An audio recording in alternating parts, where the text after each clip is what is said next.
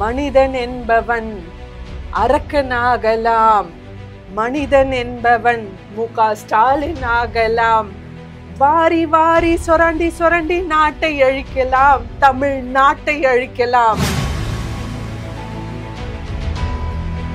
இன்னைக்கு தமிழ்நாடு குத்தகைக்கு விடப்பட்டிருக்கு, தமிழ்நாடு பலாத்காரம் செய்யப்பட்டிருக்கு. வெக்கமா இல்ல? பெண்களை நடு ராத்திரி என்னையா அரெஸ்ட் பண்ற? தமிழ் பெண்களை, தமிழ் பெண்கள் மேல நைட்டு நடு ராத்திரி எப்படி கைய வைக்கலாம்? ரொம்ப பாவமா இருக்குங்க. திமுகல இருக்கிறவங்க எல்லாம் பலியாடு. திரு வி.சி.க. திருமாவர்கள் அவர் தலைவர் பதவியை இழந்துட்டாருங்க. கூட்டணியில நசுக்கப்பட்டிருக்கார். அவர் இன்னைக்கு ஒரு தலைவர்னு சொல்லுக்கிறதுக்கு வெக்க கேடு. திருமதி கனிமொழி கருணாநிதி அவங்களுக்கு என்ன திறமை இல்ல, அவங்களுக்கே அவங்களுக்கான அத்தாட்சி கொடுக்கப்படலையே அந்த கட்சியில ஆட்சியில. திருமதி முத்துவேல் கருணாநிதி கனிமொழிய முதலமைச்சர் வேட்பாளரா 2026 அறிவிக்கிற தைரியம் மு.க. ஸ்டாலினுக்கு இருக்கா?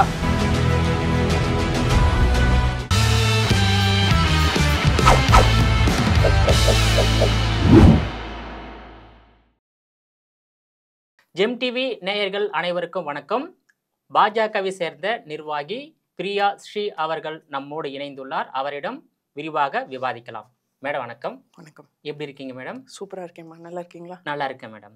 இப்போ தமிழ்நாட்டில் ஒரு 4.5 ஆண்டுகளுக்கு மேலாக திமுக ஆட்சி நடைபெற்று வருகிறது. இந்த 4.5 ஆண்டு கால திமுக ஆட்சியில நான் சொல்றேன், அதாவது கள்ளசாராய மரணம் 100 பேரு, சென்னை மெரினா கடற்கரையில குடிநீர் இல்லாம 4 பேர் மரணம் அடைஞ்சிருக்காங்க. அதே போல சிறைசாலையில காவல் நிலையத்துல ஒரு 25 பேர் காவலர்களால் தாக்கப்பட்டும் துப்பாக்கி சூடு நடத்தும் கொல்லப்பட்டிருக்காங்க. அதே போல கனிமவளத்துறையில நடைபெறும் அந்த ஊழலை எதிர்த்து கேட்ட 10க்கு மேற்பட்ட சமூக ஆர்வலர்கள் கொல்லப்பட்டிருக்காங்க. இந்த நிலையில திமுக ஆட்சியை வீழ்த்தவே முடியாது என்று முதல்வர் மு.க. ஸ்டாலின் தெரிவித்துள்ள கருத்தை நீங்க எப்படி பாக்குறீங்க? மனிதன் என்பவன் அரக்கனாகலாம், மனிதன் என்பவன் மு.க. ஸ்டாலின் ஆகலாம். வாரி வாரி சொரண்டி சொரண்டி நாட்டை அழிக்கலாம், தமிழ் நாட்டை அழிக்கலாம் அப்படின்னு திமுகவோட 4.5 வருஷ கொடுங்கோல் ஆட்சியில தமிழ்நாடு சீரழிஞ்சு போச்சு. இன்னைக்கு தமிழ்நாட்டுல ஒரு பாமர மக்கள், ஒரு அடித்தட்டு மக்கள் நடுத்தருக்கு பொம்பளைங்க உட்பட நடுத்தருக்கு தம் வாழ்வாதாரத்துக்கும் தன்னோட உரிமைகளுக்கும் போராடினாதான் அவங்களுக்கு கிடைக்கும்ன்ற, அப்ப கூட கிடைக்குமான்னு சொல்ல முடியாது, என்ன ஒரு 4 ரிப்ளை சொல்லுவாங்க மினிஸ்டர்கள், அப்படின்ற ஒரு அவல நிலைக்கு தள்ளப்பட்டிருக்காங்க தமிழ்நாட்டு மக்கள். திமுகவோட இந்த 4.5 வருஷ கொடுங்கோல் ஆட்சியில வாரிசு அரசியல்ல நம்ம ஜோக்கர் முதலமைச்சர் திரு மு.க. ஸ்டாலின் அவர்களோட, அதாவது ஒரு ஆட்சின்னு சொல்ல முடியாது, வீழ்ச்சி, தமிழ்நாடோட வீழ்ச்சி. திமுக தமிழ்நாட்டை பிடிச்ச சனி, இந்த சனி வீழ்ச்சி தான் கண்டிப்பா. ஏன்னா தமிழ்நாடு பயங்கர நிதி நெருக்கடியில தள்ளப்பட்டிருக்கு. அதாவது 75 ஆண்டு காலம் நம்ம சுதந்திரம் வாங்கினதுல இருந்து திமுக 2021 வரைக்கும், இவர் ஸ்டாலின் அவர்கள் ஆட்சி வர வரைக்கும் நம்ம தமிழ்நாட்டோட நிதி பற்றாக்குறை பார்த்தோம்னா நம்ம 5 லட்சம் கோடி. ஆனா திமுக ஆட்சி வந்ததுல இருந்து 2021 இப்ப 4.5 வருஷத்துல 4.5 லட்சம் கோடி அப்படியே டபுள். ஆமா, அப்படியே டபுள் பண்ணிட்டாங்க. சரி, நான் என்ன சொல்றேன், நீங்க அவ்வளோ லட்சம் கோடி கடன் வாங்கினீங்கல்ல, அப்படியே தமிழ்நாடு துபாய் மாதிரி ஆயிடுச்சா? தமிழ்நாடு சிங்கப்பூர் மாதிரி ஆயிடுச்சா? இப்ப நேத்து கூட கல்வி முப்பெரும் விழால திரு அன்பில் மகேஷ் அவர்கள் சொல்றாரு, தமிழ்நாட்டுல கல்வியும் தூய்மையும் எங்க 2 கண்கள். ஸ்டாலின் அவர்கள் கூட பல மீட்டிங்ல சொல்லியிருக்காரு, கல்வியும் மருத்துவமும் திமுகவோட 2 கண்கள்னு. என்ன பண்ணிட்டாங்க இன்னைக்கு கல்விக்கும் மருத்துவம்க்கும்? இந்த 4.5 லட்சம் கோடி அப்படியே திமுக மினிஸ்டர் பாக்கெட்லயும் ஸ்விஸ் அக்கவுண்ட்லயும் போயிருக்கு. அதுதான். சோ இன்னைக்கு தமிழ்நாடு குத்தகைக்கு விடப்பட்டிருக்கு, தமிழ்நாடு பலாத்காரம் செய்யப்பட்டிருக்கு, தமிழ் மக்கள் அழுத்தப்பட்டு தாழ்த்தப்பட்டு ரொம்ப ஒரு கொடுமையான மோசமான நிலைக்கு தள்ளப்பட்டிருக்காங்க. இன்னைக்கு நீங்க சொல்ற மாதிரி ஒரு ஒரு சொசைட்டில ஒரு நீதியை காப்பாற்ற வேண்டியவங்க ஒரு போலீஸ் யார் கீழே வராங்க? முதலமைச்சர் கீழே வராங்க. ஆனா அந்த போலீஸே மக்கள் மேல ஏவி விடுறது இந்த ஒரு ஆட்சி.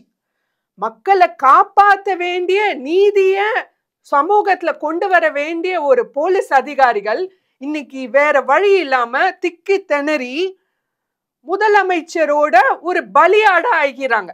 இன்னைக்கு திமுகல, அதாவது அன்னைக்கு நம்ம தூய்மை பணியாளர்கள் பார்த்தோம் போராட்டம், ரிப்பன் பில்டிங் வாசல்ல 13ஆம் தேதி ஆகஸ்ட் நைட்டுக்கு அவ்வளோ பேர் பெண்கள் உட்பட ஆடைகள் கிழித்து அவ்வளோ அவங்க மானபங்கம் படுத்தி தரன்னு அவங்க என்ன டெரரிஸ்டா, தீவிரவாதிகளா? குண்டர் சட்டம் பாய வேண்டியவங்கெல்லாம் வெளியில ஃப்ரீயா சுத்துறாங்க.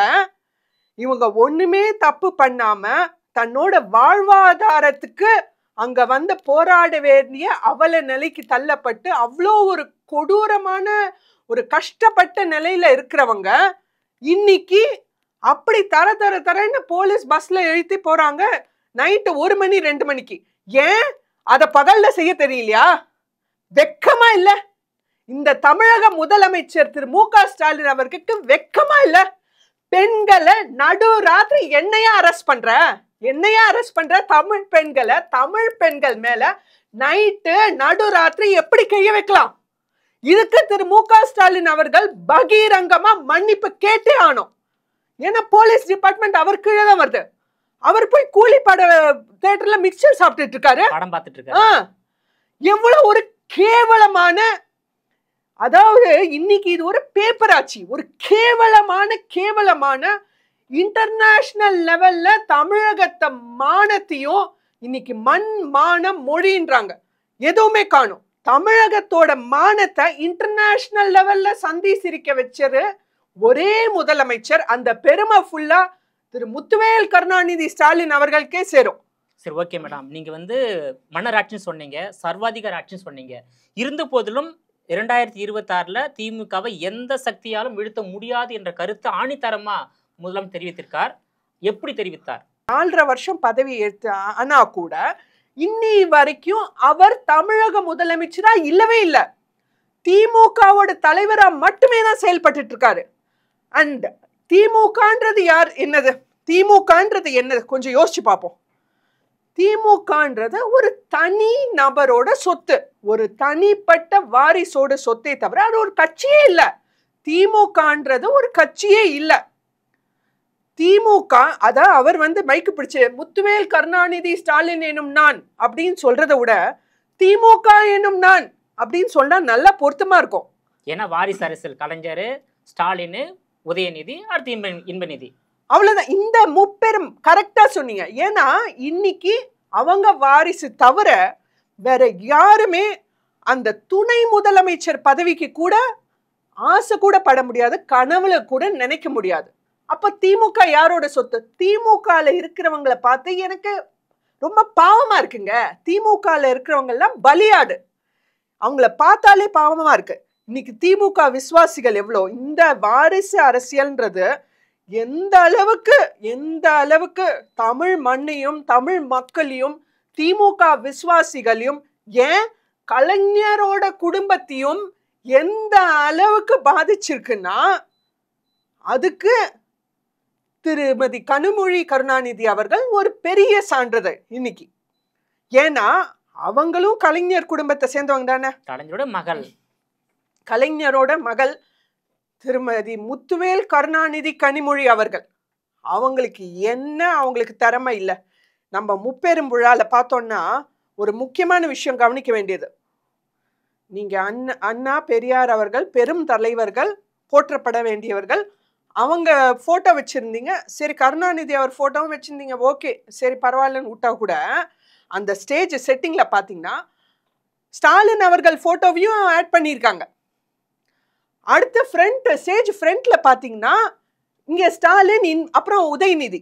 அடுத்த வருஷம் அங்க உதயநிதி உள்ள போயிடுவாரு. உதயநிதி இன்பநிதி. என்னங்க இது? ஐம்பெரும் விழா, அதாவது இவங்க வாரிச கொண்டாடுறதுக்கான ஒரு விழா. விழா வந்து ஐம்பெரும் விழா. ஆமா, இவங்க வாரிச கொண்டாடுறதுக்கான ஒரு விழா. அதுல திமுகவோட கட்சி மக்கள் பலியாகப்படுறாங்க. மக்களும் பலியாடப்படுறாங்க. பிளஸ் வந்து கூட்டணி கட்சி தலைவர்களும் பலிகடா ஆக்கப்படுறாங்க. கூட்டணி கட்சி தலைவர்கள் இன்னைக்கு அவங்க ஒரு தலைவர்களா அப்படின்ற ஒரு கேள்விக்குறியான நிலை. ஏன்னா திரு விசிகா திருமாவர்கள் அவர் தலைவர் பதவியை இழந்துட்டாருங்க. என்னைக்கு தூய்மை பணியாளர்கள் இந்த அளவுக்கு நடு தெருவுல வந்து போராடினாங்க, இன்னும் போராடிட்டு இருக்காங்க அவங்க உரிமைகளுக்காக. உங்க எலெக்ஷன் வாக்குறுதியில கொடுத்தீங்கல்ல, உங்க வாக்குறுதியில சொன்னதானே 4.5 வருஷம் ஆகி இன்னும் நிறைவேற்ற முடியலல்ல. உங்களோட முக்காவாசி வாக்குறுதிகள் இன்னைக்கு பொய்ன்றது நிரூபணம் ஆயிடுச்சு. ஸோ என்னைக்கு அவரால் அந்த வாக்குறுதியை நிறைவேற்ற முடியலையோ, என்னைக்கு அவர் எந்த ஒரு மக்களுக்காக, எந்த ஒரு பட்டினத்தார் மக்களுக்காக இந்த கட்சியை தொடங்கி எந்த ஒரு மக்களுக்காக தலைவரா அங்க நிக்கிறாரோ, அந்த மக்களுக்கு ஒரு மானபங்கம் வரும்போது கூட அவரால் நின்று பேச முடியல. பாத்தீங்களா? கூட்டணி தர்மம் தடுக்கிறது. கூட்டணி தர்மம் இல்லைங்க, அதர்மம், அநியாயம், அக்கிரமம். கூட்டணியில நசுக்கப்பட்டிருக்கார் அவர். இன்னைக்கு ஒரு தலைவர்னு சொல்லுக்கிறதுக்கு வெக்க கேடு. விசிகா திருமா அவர்கள் தலைவர் பதவியிலிருந்து விலகணும். அவருக்கு he has no right to be in that position. he lost. எப்ப அவர் மக்களுக்காக அவரால் நின்று பேச முடியலையோ, he lost his position. அப்பவே அவரோட தலைவர் பதவியை அவர் திறந்துட்டாரு. அதுக்கு மேல ஒரு மீட்டிங்ல சொல்றாரு, உங்களுக்கு எதுக்குங்க பணி நிரந்தரம்? அதான் எந்த அளவுக்கு அவர் கூட்டணியில நசுக்கப்பட்டிருக்கார் அப்படின்றதுக்கு, உங்களுக்கு எதுங்க பணி நிரந்தரம்? இது ஒரு குப்பை பொறுக்கிற வேலை. இன்னைக்கு தூய்மை பணியாளர்கள் இல்லைன்னா தமிழ்நாடு எங்க இருக்கும்? ஒரு ரோட்ல போக முடியுமா? திருமதி கனிமொழி கருணாநிதி அவங்களுக்கு என்ன திறமை இல்லை? அவங்களுக்கு என்ன திறமை இல்லை? ஒரு தமிழ்நாட்டு அரசியல்ல, ஏன் இந்திய அரசியல்லே அவங்க ஒரு திறமை வாய்ந்த கள நிலவரம் தெரிஞ்ச ஒரு நல்ல பேசக்கூடிய ஒரு தைரியமான ஒரு அரசியல்வாதி, கலைநயம் உள்ள ஒரு பெண்மணி. ஆனா அவங்களுக்கே அவங்களுக்கான அத்தாட்சி கொடுக்கப்படலையே. அந்த கட்சியில ஆட்சியில ஒரு பெரியார் விருதுன்றது ஒரு கண் துடைப்பு நாடகம். ஆனா இன்னைக்கு ஏன் அவங்களும் கருணாநிதி குடும்பத்துல இருந்தானே வராங்க, அவங்களே அடக்கப்பட்டு ஒடுக்கப்பட்டிருக்காங்க. அவங்க இன்னைக்கு துணை முதலமைச்சர் பதவிக்கு உதயநிதி அளவுக்கு அவங்களுக்கு திறமை இருக்கா இல்லையா? அப்ப திமுகவுல பெண் அடிமை என்பது ஓங்கி இருக்கின்றது. ஓங்கி ஆங்கி தாங்கி இருக்கு. இன்னைக்கு பெண்களை அவங்க அடக்குமுறை ஆளுமுறை செய்யறாங்கன்றதுக்கு திருமதி கனிமொழி கருணாநிதியே ஒரு மிக பெரிய சான்றிதழ். கனிமொழி அவர்கள் இது குறித்து எந்த எதிர்ப்பையும் தெரிவிக்காம இருக்காங்களே. சொல்ல முடியாதுங்க, வாயடிச்சு போயிருக்காங்களே. அவங்க அமுக்கப்பட்டு நசுக்கப்பட்டிருக்காங்க, பிறப்பிலேயே நிராகரிக்கப்பட்டவங்க. அந்த மாதிரி இன்னைக்கு திமுகன்றது வந்து ஒரு தனிப்பட்ட நபரோட சொகத்துக்காகவும் குடும்ப கட்சியா மாறிவிட்டது. குடும்ப கட்சின்னு கூட சொல்ல முடியாது, மாறிவிட்டது.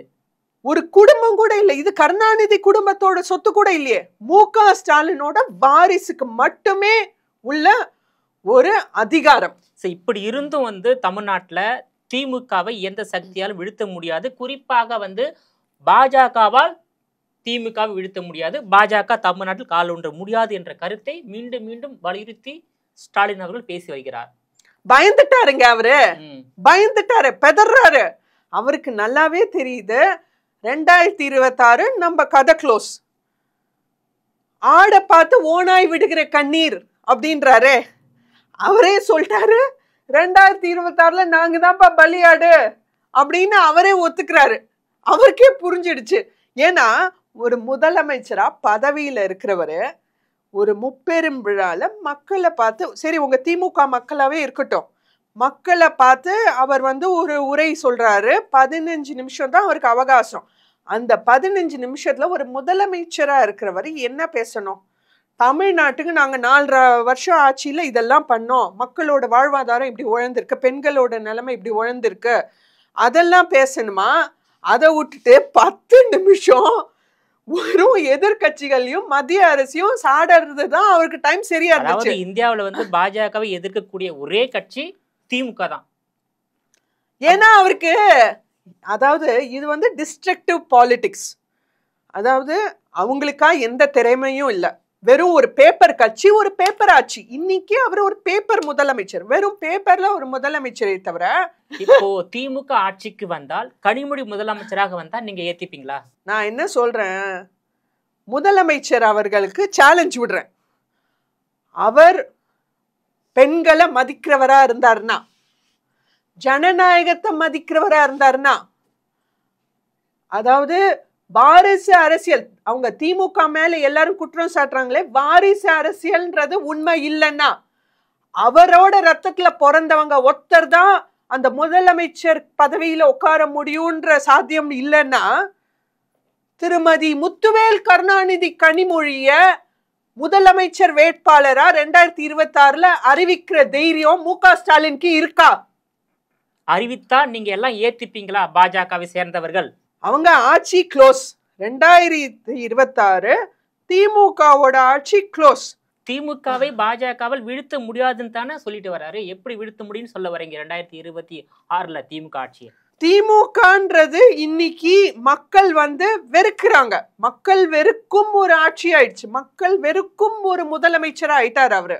ஏன்னா அவங்க வாங்குற டூத் பேஸ்ட்ல இருந்து, ஒரு சின்ன சின்ன விஷயங்கள்ல இருந்து, அவங்க வாங்குற டெக்ஸ்டைல்ல இருந்து, ஒரு கார்ல இருந்து, எல்லாத்துலயுமே சின்ன விஷயங்கள்ல இருந்து பெரிய விஷயங்கள்ல நிறைய பணம் அவங்க சேமிப்பு வரப்போகுது, அவங்க கையில பணப்பழக்கம் நிறைய வரப்போகுது. இது எவ்வளோ பெரிய விஷயம், எவ்வளோ பெரிய ஒரு புரட்சியான விஷயம். ஏன் இன்னி வரைக்கும் திரு தங்கம் தென்னரசு அவர்கள் இதை பத்தி ஒரு வார்த்தை பேசல? ஏன் அதுல ஒரு மீட்டிங்ல சொல்றாரு, இப்ப விருதுநகர் கூட்டத்துல, ஐ திங்க் இன்னைக்கா நேத்திக்கா தெரியல, அதாவது ஒரு நிதி அமைச்சர் கேவலமா இருக்குங்க, மைக்க பிடிச்சா என்ன பேசணும்னு கூட தெரியல திமுகவோட அமைச்சர்களுக்கு. அந்த அளவு திறனற்ற அமைச்சர்கள். ஜிஎஸ்டி கவுன்சில 2 நாள் அனௌன்ஸ் பண்ணாங்க, ஒரு நாள்லயே முடிச்சுட்டாங்க. இது ஒரு குற்றச்சாட்டாங்க? 2 நாள்ல பண்ணிட்டு ஒரு நாள்ல இது ஒரு குற்றச்சாட்டா? இவர் திரு முத்துசாமி அவர் சொல்றாரு, 10 ரூபாய் பாட்டிலுக்கு அதிகம் வாங்குறோம்னா, ஏன்னா அவங்க குடிச்சிட்டு வந்து பாட்டில ரிட்டர்ன் பண்ணுமா? அதாவது திமுக அரசாங்கம், திமுக அமைச்சர்கள் வந்து எல்லா துறையிலும் ஊழல் செய்வதா சொல்றீங்க, அதுதான் பேசு பொருளாக இருக்கின்றது. ஆனா மத்திய அரசு ஏன் அவர்களை வந்து கைது செய்யல? நீங்க பார்த்திருப்பீங்க, கனிமவள துறையில பல லட்சம் கோடி ஊழல், டாஸ்மாக்ல பல ஆயிரம் கோடி ஊழல், எல்லா துறையிலும் ஊழல், எல்லா அமைச்சர்கள் மீதும் ஊழல் புகார் இருக்கின்றது, வருமானத்துக்கு அதிகமாக சொத்து சேர்த்த வழக்கம் இருக்கின்றது, நில அபகரிப்பு வழக்கம் இருக்கின்றது. ஆனா மத்தியில் ஆளக்கூடிய பாஜக அரசாங்கம் திமுக மீது கடுமை நடவடிக்கை எடுக்கலையே. அதாவது இதுக்கு பல ரீசன் இருக்கு. ஃபர்ஸ்ட் ரீசன் வந்து இவங்க ஆட்சியில இருக்காங்க, ஸோ அவங்க ரெய்டு நடத்திட்டே தான் இருக்காங்க. ஆனா ஆதாரங்கள் வேணும், ஆதாரங்கள் போதிய ஆதாரங்கள் இல்லாம கடும் நடவடிக்கை எடுக்கிறது கஷ்டம். இன்னைக்கு அவங்க ஆட்சியில இருக்கும்போது இல்லாமலே தவறு செய்யறாங்க, ஆதாரங்களை மறைக்கிறாங்க, மறுக்கிறாங்க. இப்ப நம்ம தங்கம் தென்னரசு அவர்கள் கூட எடுத்துட்டோம்னா, அவர் பேர்ல சொத்து குவிப்பு வழக்கு வந்துச்சு 2012. அதை இவங்க ஆட்சிக்கு வந்த அப்புறம் 2 வருஷம் முன்னாடி ஆதாரம், போதிய ஆதாரம் இல்ல அப்படின்னு நீதிபதி அவர்களே சொல்லி அந்த கேஸ் க்ளோஸ் பண்ணிருக்காங்க, மாவட்ட நீதிமன்ற நீதிபதி. ஆமா, அந்த மாதிரி பல அமைச்சர்கள் மீதான வழக்கு அந்த மாவட்ட நீதிமன்ற நீதிபதிகள் வந்து தள்ளுபடி செய்யறாங்க. செய்யக்கூடிய ஊழலை வந்து ஆதாரம் இல்லாம செய்யறாங்க. அதுதான் திமுகவுடைய ராஜதந்திரம். ஆமா, அந்த ராஜதந்திரத்துக்கு ஒரு டீம் வேற. இப்போ அவரு அதாவது எந்த அளவு இவங்க வந்து மக்களை சூறையாடுறதுல அவங்க ப்ரொஃபஷனே அதாங்க, மக்களே சூறையாடுறது. திமுக திரு மு.க. ஸ்டாலின் அவர்கள் அவங்க வாரிசோட ப்ரொஃபஷன் என்ன கேட்டீங்கன்னா, மக்களை சூறையாடுறது, மக்களை கொள்ளையடிக்கிறது, வரி பணத்தை கொள்ளையடிப்பது, கனிம வளத்தை கொள்ளையடிப்பது, இதுதான் வந்து அவங்களுடைய ராஜதந்திரம். ஆமா, தமிழ்நாடு கேடு கெட்டு போட்டோம், தமிழ் மக்கள் எப்படி வேணா சீரழிட்டோம், நானும் என் வாரிசு மட்டும் நல்லா இருக்கணும். அது ஒண்ணுதான் உங்க குறிக்கோள். திரு மு.க. ஸ்டாலின் அவர்களுக்கு என்ன குறிக்கோள்? 2026 என் பையன் அந்த முதலமைச்சர் பதவியில உட்காரணும். அது ஒன்னே தான் குறிக்கோளை தவிர தமிழ் மக்களை பத்தியோ தமிழ்நாட்டை பத்தியோ சற்றும் சிந்தனை இல்லை அவருக்கு. இப்போ நேத்து இவர் முத்துசாமி அவர் பாட்டிலுக்கு 10 ரூபாய் என்னங்க பேசுறாரு? இதே இவர் தான் 2 வருஷம் முன்னாடி டாஸ்மாக் 7 மணிலேருந்து ஓபன் பண்றோம், 12 மணிலேருந்து நைட்டு 10 வரைக்கும் இருக்க டாஸ்மாக் 7 மணிலேருந்து காலையில குடிச்சா அவங்க குடிகாரங்களா? ஒரு அமைச்சர் பேசுற பேச்சாங்க இது. ஸோ குடிச்சிட்டு அப்ப ரோட்ல அப்ப அதையும் ரிமூவ் பண்ணுங்கன்ற. ரோட்ல போறவங்கள குடிச்சிருக்காங்களா செக் பண்றாங்கல்ல. டாஸ்மாக் மூலமா தான் அரசாங்கத்துக்கு அதிக வருவாய் வருது. அதை ஊக்குவிக்கும் வகையில் அவங்களுடைய கருத்து அமைந்து உள்ளது. இதுதான் யதார்த்த உண்மை. கண்டிப்பா. ஏன்னா இன்னைக்கு தெருவுக்கு தெரு டாஸ்மாக். இன்னைக்கு பெண்கள் ஒரு வேலைக்கு தள்ளப்பட்டிருக்காங்கன்னா, ஒரு வேலை போய் தன் குடும்பத்தை காப்பாற்றணுன்ற நிலைமைக்கு தள்ளப்பட்டிருக்காங்கன்னா அதுக்கு முக்கிய காரணம் தெருவுக்கு தெரு டாஸ்மாக் நீங்க தான் ஓபன் பண்ணி வச்சிருக்கீங்களே. அந்த ஒருத்தர் அவங்க வீட்டு புருஷன் அவங்க சம்பாத்தியம் வீட்டுக்கு வர விடாம நடு வழியிலேயே டாஸ்மாக்ல பிடுங்கிறீங்களே.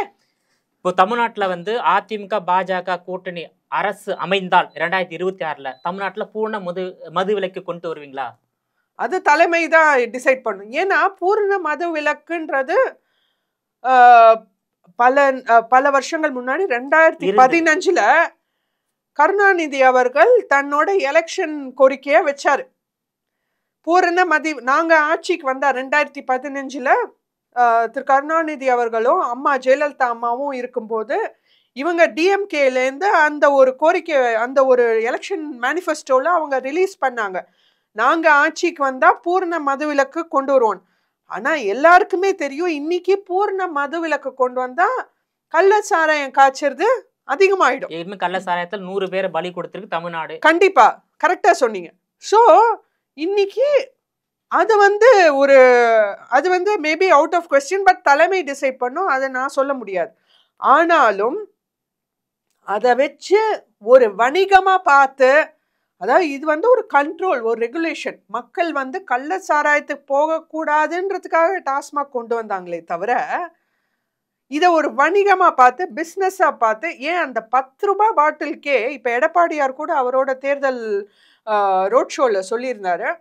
அந்த கணக்கு 10 ரூபாய் அதிகம் வாங்குறதுனாலே மாசத்துக்கு 5400 கோடி கிட்டத்தட்ட வருமானம் அரசாங்கத்துக்கு. எங்க போச்சு? அதெல்லாம் எங்க போச்சு? இந்த நிதி நெருக்கடி எதனால? இந்த வருமானம்லாம் எங்க போச்சு?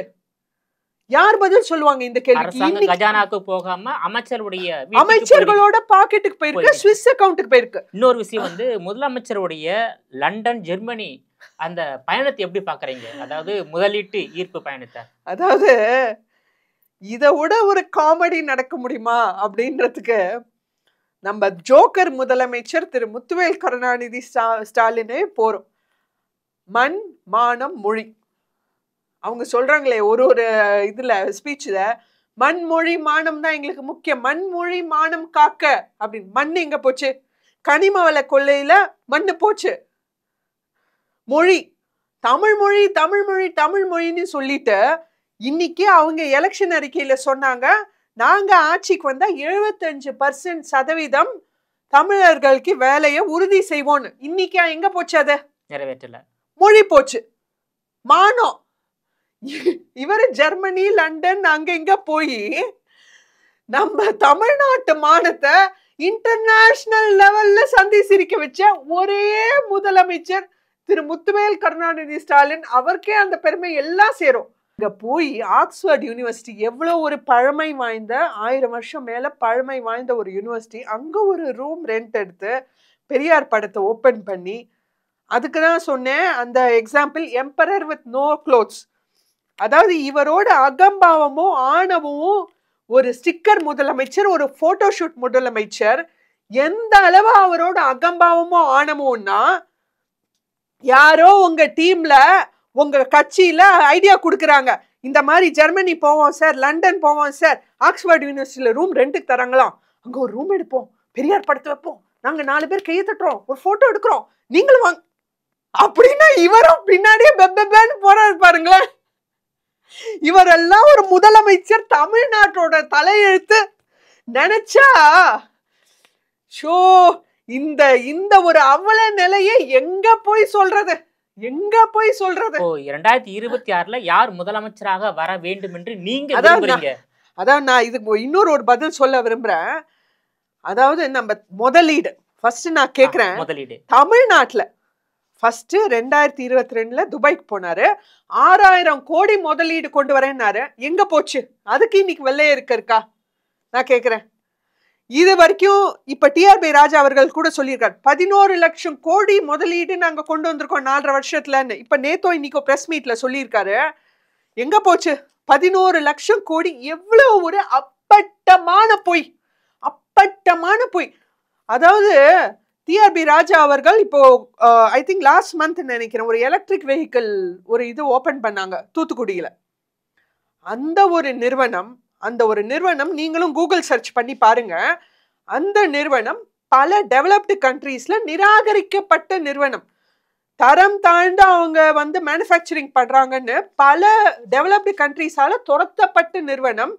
அதுக்கு இவங்க தூத்துக்குடியில ஒரு சென்டர் ஓபன் பண்ணி இன்னைக்கு திமுக ஒரு கான்ட்ராக்ட் ஆச்சு, ஒரு பேப்பர் ஆச்சு. எல்லார்கிட்டயும் இப்ப கூட 30,000 கோடி தூத்துக்குடியில போர்ட்டுக்கு சைன் பண்ணியிருக்காங்க. எல்லார்கிட்டயும் கான்ட்ராக்ட் சைன் பண்றது எதுக்கு? அந்த கான்ட்ராக்ட்ல ஒரு பங்களிப்பு மினிஸ்டரோட பாக்கெட்ல, அவங்க ஸ்விஸ் அக்கவுண்ட்ல. சோ இன்னைக்கு திமுக வந்ததுல இருந்து கான்ட்ராக்டா சைன் பண்ணோம். ஆனா களத்துல என்னன்னு பார்த்தோம்னா பெரிய ஜீரோ. சோ இதுதான் இன்னைக்கு திமுகவோட அவல நிலை. முதலமைச்சரோட வெளிநாட்டு பயணம் என்பது முதலீடு செய்யவா, முதலீட்டை ஈர்க்கவா? அதுதான் அந்த கேள்வி நான் கேட்டேன். முதலீடு செய்வானா இவங்களுடைய குடும்ப பணத்தை கொண்டு போயிட்டு அதையும் தாண்டி யோசிப்போம். அதாவது முதலமைச்சருக்கு தன்னோட நிஜமான நிலவரம் இப்பதான் 70 வயசு மேல பாவம் தெரிய வருது. சரி, நம்ம இத மக்கள் புரிஞ்சுட்டாங்க. இதுக்கு மேல நம்ம தமிழ்நாட்டுல இருந்தோம், நேபாளம் மாதிரி வன்முறை வெடிச்சிரும், மக்கள் நம்மள துரத்தி அடிச்சிருவாங்க, கொளுத்திடுவாங்க. பாகிஸ்தான் ஸ்ரீலங்கா மாதிரி வந்துரும் தமிழ்நாடு. ஆமா, மக்களே நம்மள துரத்தி அடிச்சிருவாங்க அப்படின்ற ஒரு நிதர்சனமான உண்மை இப்ப புரிஞ்சுட்டு அவர் ரிட்டையர்மெண்ட் பிளான் போட்டாரு. நம்ம ஜெர்மனி போலாமா, லண்டன் போலாமான்னு அங்க போய் எல்லா இடமும் பார்த்துட்டு வந்துட்டாரு. அவரோட ரிட்டையர்மெண்ட் பிளான். ஆமா, அவரோட ரிட்டையர்மெண்ட் பிளான். நம்மளும் ஒரு பரவாயில்ல விட்டுருங்க, பாவங்க, நிறைய சொராண்டிட்டாரு. ஸ்டாலின் குடும்பம் வெளிநாட்டுல குடியேற போகின்றது. ஆமா, அதுதான் உண்மை. 26ல யார் தமிழ்நாட்டில் முதலமைச்சராக வரப்போகிறார்கள்? யாரை நீங்க வர வேண்டும் நினைக்கிறீங்க? அதாவது 2026 இருமுனை போட்டியே. 2026ல அதிமுக அண்ட் பாஜக தேசிய ஜனநாயக கூட்டணி ஒரு பக்கம், திமுக ஒரு கட்சி இல்ல, பரவாயில்ல பாவம் போனா போகுது, ஆட்சியில இருக்காங்க, அவங்களே ஒரு கட்சியை மதிச்சு ஒரு ஏத்துப்போம். சோ இருமுனை போட்டியே 2026ல. அதுல என்டிஏ கூட்டணிக்கு தான் வெற்றி நிச்சயம், வெற்றி நிச்சயம் 100%. என்டிஏ கூட்டணி வெற்றி பெற்றால் யார் முதலமைச்சராக வர வேண்டும் என்று நீங்க நினைக்கிறீங்க? தலைமையிலேருந்து திரு அமித்ஷாஜி சொல்லியிருக்காரு, இப்ப எடப்பாடியார முதலமைச்சர் வேட்பாளரா நிறுத்தியிருக்காரு. எடப்பாடி தான் அடுத்த தமிழ்நாட்டின் முதலமைச்சர். கண்டிப்பா வெற்றி நிச்சயம். உங்களுடைய விரிவான தகவலுக்கு ரொம்ப நன்றி மேடம். நன்றி.